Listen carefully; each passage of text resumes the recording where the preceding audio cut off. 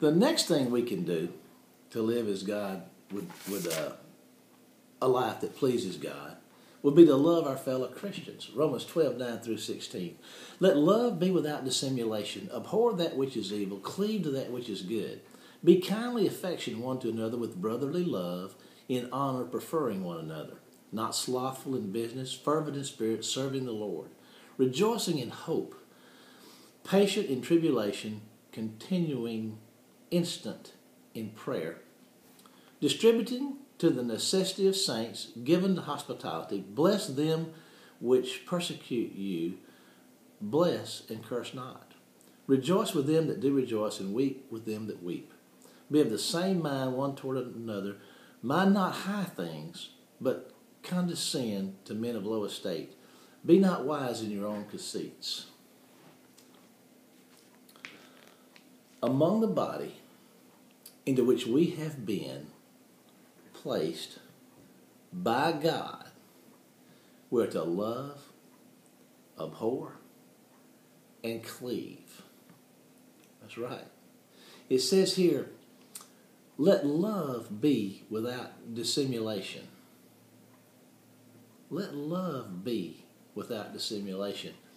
Abhor that which is evil. Cleave to that which is good. Love translates this way: affection, goodwill, benevolence, brotherly love. We're to exhibit that. We're to show affection, goodwill, be benevolent, brotherly love, without dissimulation, which means unfeigned, undisguised, and sincere. Undisguised. Remember we talked about being dedicated, open to the public, undisguised. This is how our love should be: open, sincere, and impartial. God's no respecter of persons. We're to love one another in the body without dissimulation. We're to abhor that which is evil, to cleave to that which is good. Abhor translates this: to dislike, to have horror of. Evil, which translates bringing toils, causing pain and trouble, evil, wicked, bad. We're to have horror of this. We're to dislike these things that bring toils and cause pain and trouble, these wicked things, these bad things. We're to have a horror of it.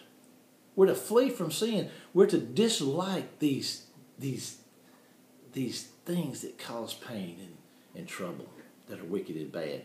And in that aberration, we're to cleave to the things that are good.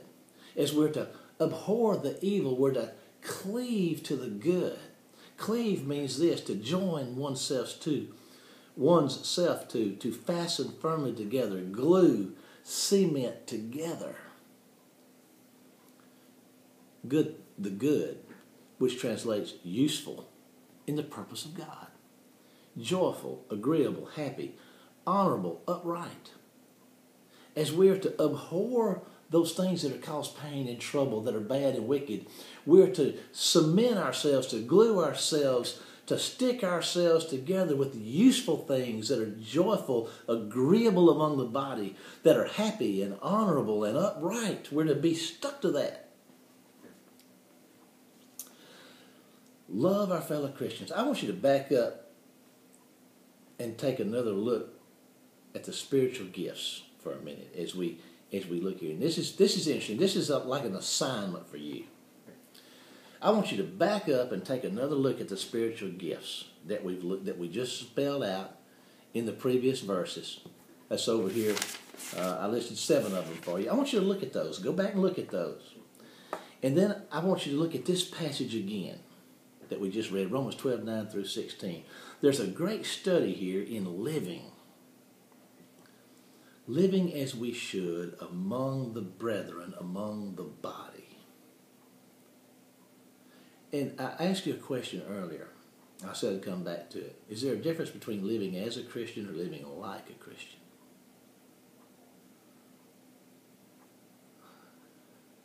taking the name or living the name?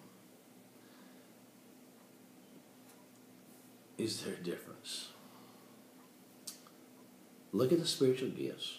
Look at this passage and see what you find. I want you to take some time and look at these verses and see if you can find the application of the gifts among these admonitions for living here in Romans 12, 9 through 16. Do that. Do that. See what you might find. I believe that you're going to find the application of the spiritual gifts, and I believe you're going to find something else. I'm telling you what you're going to find, but do it for yourself.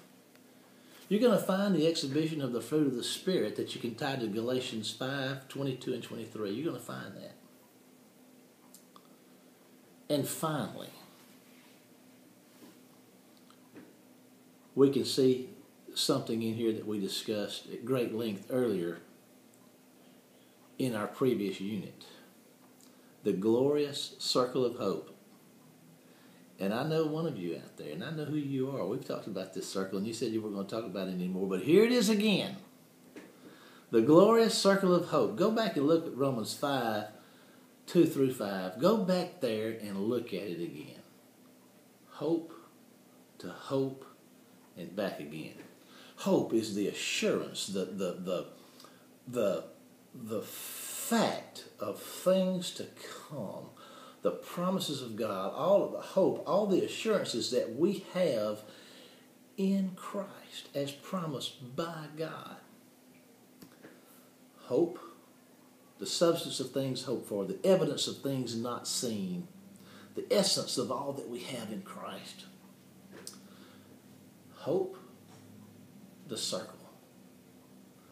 Hope, trials and tribulations, patience, hope. Hope to hope and back again. Hope to hope and back again. Love your fellow Christians. We'll be back in just a moment to look at something else we can do to live, that we can make part of our lives, that our life will be pleasing to God.